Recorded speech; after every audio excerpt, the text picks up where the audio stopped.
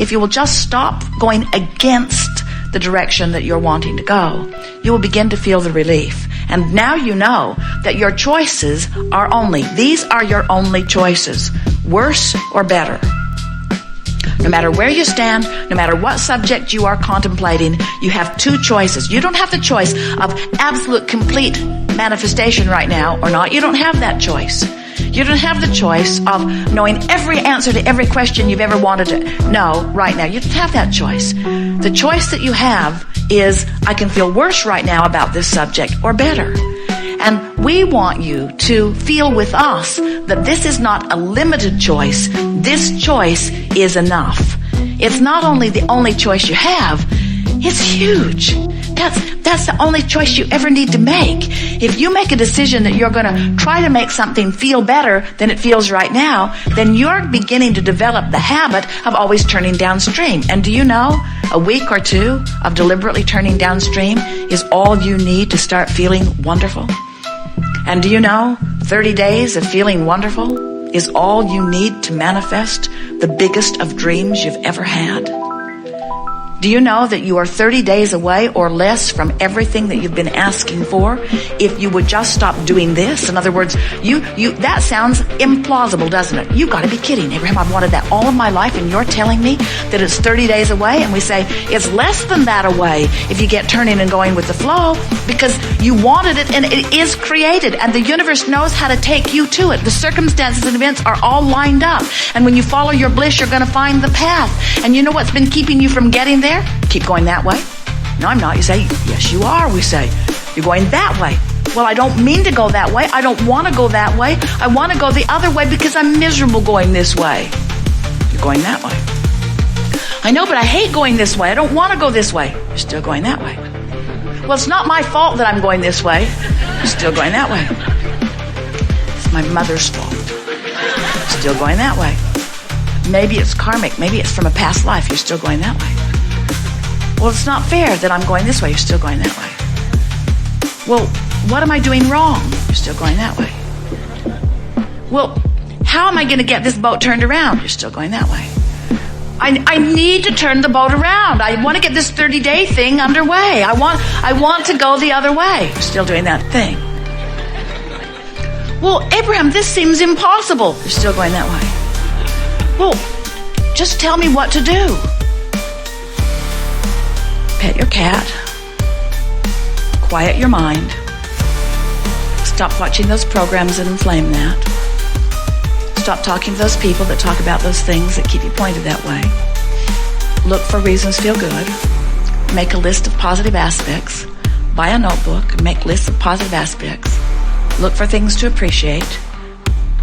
In other words, you can't think about that and something else at the same time.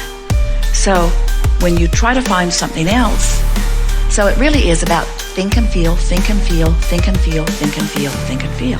And at first, you're going to think and feel and think and feel and think and feel and think and feel and think and feel, because that's how you've been thinking and feeling, and that's what law of attraction's giving you. But before you know it, you're going to think something that feels not so much that way. And as you do, as you withdraw your attention, do you know when you sleep, your boat turns around? Every time? When you go to sleep, your boat turns around in the stream every single time. And when you wake up, you say, oh yeah, what was I mad about? And you turn back around. But if before you go to bed, you could say, while I sleep, my boat's going to turn around. And when I wake up, I'm going to lie in bed and I'm going to think about the positive aspects of my life. Now when you wake up, you get a little momentum going this way. And it doesn't take very much effort of getting them. Now we're really making this sound like you are an upstream crowd. And you're not. But relative to those things that you want that have not been coming to you, you have been an upstream thinker. You have been. Otherwise, you'd have what you want. So if you don't have enough money, you've been more this way upstream than you have downstream. If your relationship is not pleasing you or is missing altogether, you've been thinking more about things that make you feel bad relative to that than good. If you are not in your body feeling the way you want to, you've been thinking more upstream about it than you have down. If you're overwhelmed in your life, you've been thinking much more about how much you have to do than about the ease in your life. In other words, the universal law of attraction never yields to you something that is different from your vibrational frequency. So when you say, okay, I get it. I can find softer thoughts. And every day I'll get better at it. And as you do, you'll turn and go with the current. And immediately you'll start feeling better. And people who are watching you will say, what's changed? Did you get that job you were looking for? Or did you get over that illness? Or did the money that you need come in? And you'll say, no. Then why are you so happy? I know it's illogical to say. Because what I thought I needed to be happy hasn't happened yet. I've just stopped doing what was making me unhappy. And I felt better. And then say to them, and I think I'm on the right track. I just don't think you can feel this good without good things beginning to flow into your experience. And we say, those would be the most accurate words that you could ever speak. You can't feel negative emotion and let the good stuff in, and you can't feel positive emotion and keep the good stuff out. You just can't. When you get turned correctly in the stream, and correctly we mean going with the flow of that which is your natural inheritance, all good things will flow to you. So what are we talking about here? We're talking about utilizing your guidance system to know what's upstream and what's downstream. We're talking about you using 2 points of vibrational relativity in order to know. Just like the navigational systems in your vehicles, Jerry and Esther have 4 different kinds now. But they all operate on the same premise. The system knows where they are. They program in their desired destination, and then the system gives them turn-by-turn directions of how to get from where they are to where they want to be. The other day, they bought a new system. It's a Garmin. It's their favorite by far. And it's a portable system, and it's in their tow car. But they plug it into the cigarette lighter, and it sits on a little sandbag so it can be moved from vehicle to vehicle. So Esther unplugged it from the car and put it in the monster bus as they began to drive. And she programmed Pioneer, which is in the bus, and Garmin, which is the portable system. From where they are, she programmed them to the same destination. So now she says to Jerry, I'm in good hands. You can go back and do whatever you need to do. I have guidance. And off they go. And all of a sudden, she comes to a juncture in the freeways, and Pioneer says, get in the right lane and take this road to the right. And Garmin says, get in the left lane and take this road to the left. And she has them turned up very, very loud. And then she hears Jerry piping in from the back about something. And she says to all of them, I'm not listening to any of you. I'm going to do what I'm going to do. Because she realized she was in a sort of critical position. She was in 6 or 7 lanes of traffic. Everyone was driving at breakneck speed. She's 70 feet long, about, moving 70 miles an hour, and she's getting mixed messages about which way to go. It was chaos for a moment, almost a panicked sort of feeling.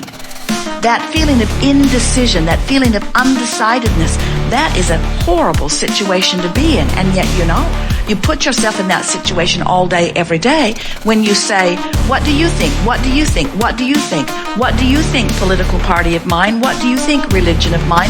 What do you think, ancestor of mine? What do you think, mother of mine, father of mine, partner of mine, peer group pressure of mine? What do you think? What do you think? What do you think? And if there are 10 of them, they think 10 different things. If there are 20 of them, they think 20 different things. In other words, they're thinking a lot of different things. And if you are trying to listen to the voice that is the loudest, you have an uncomfortable situation going on where all along you have an intuitive gut feeling that if you learn to listen for it, you will not be confused about which way to go. And so we call that using the vibrational relationship between who you are, letting yourself be in this moment, and who you have become. And that's the thing that we most want you to leave this gathering knowing.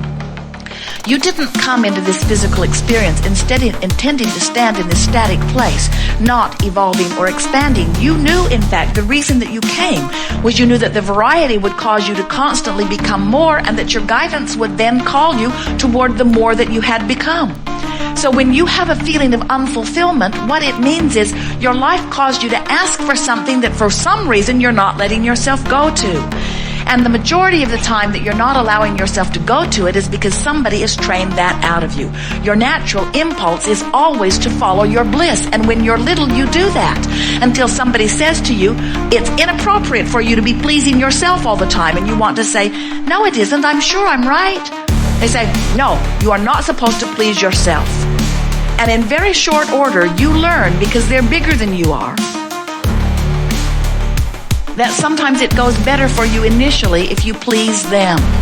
Because most of them are still trying to control the conditions, and they convince you, when you do that, I feel bad, and when you do that, I feel good. So you should do what makes me feel better. Which works out all right for you when there's just one of them, but get two of them plugged in and trying to give you guidance, it makes you a little crazy, or more, you see. And so then it seems that the only way a little tyke can grow up and feel any reasonable happiness is if his family can get him into a culture where everybody thinks pretty much the same. So he doesn't have these split messages going on. And do you know that's what so many societies are doing? They want to put their children in special schools, and they want to keep their children from being exposed to this, and they want to cloister them. They want to put them into a dark cave where they cannot be exposed to things that might cause them some concern or some confusion. And what we're wanting you to do is to get out into the light and to activate your own guidance system so that you are not afraid, but instead you are confident that under any and all conditions you can tell which direction to go. Because the call of Source, once you begin to listen to it, is an undeniable call. You'll get so wise that you'll know that Source always calls you toward kind words, never critical words. You'll get so sensitive to the call of Source that when you're hating someone for their color, for their religion, for their whatever, you'll get so sensitive to the call of Source that you'll know, I am violating the very premise from which I was born and to that which I have become. Hatred does not become me, you will discover. When you find fault with yourself, you'll come to know that's me choosing to think about myself in a way that Source never does, and I'm splitting my energy. When you hate someone else, you'll realize I'm finding a thought that Source would never find, and I'm splitting my energy. When you drop bombs in the name of God, no matter which side of the battle you're on, we promise you, your energy is split. You never, ever, ever do anything like that from your place of alignment with Source. It's always from your place of disconnection, from your place of fear, from your place of not knowing about the stability of your life experience. When you're tuned in, tapped in, turned on, and in alignment with that which is Source, everything that comes from you feels good as it comes forth from you. And so, in time, with a little bit of practice, worse, better, worse, better, worse, better, worse, better, you'll get so in sync with the natural rhythm of who you are that you will be able to look at something that is abhorrent in nature. Maybe the behavior of your government or someone else's. Maybe the behavior of someone in your community. Maybe the behavior of someone in your family or in your relationship. And you will be so accustomed to be in alignment with Source that you can see them in their behavior, in their condition that is abhorrent. And you will still be able to see them through the eyes of love because you have discovered what unconditional love really is. Unconditional love is training myself into the rhythm of who I am rather than responding to the conditions.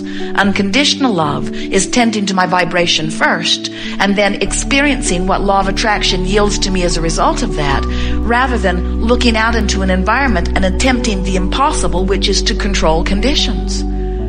You can't control your children, have you noticed? And when you try, they don't like you. And you don't like you either.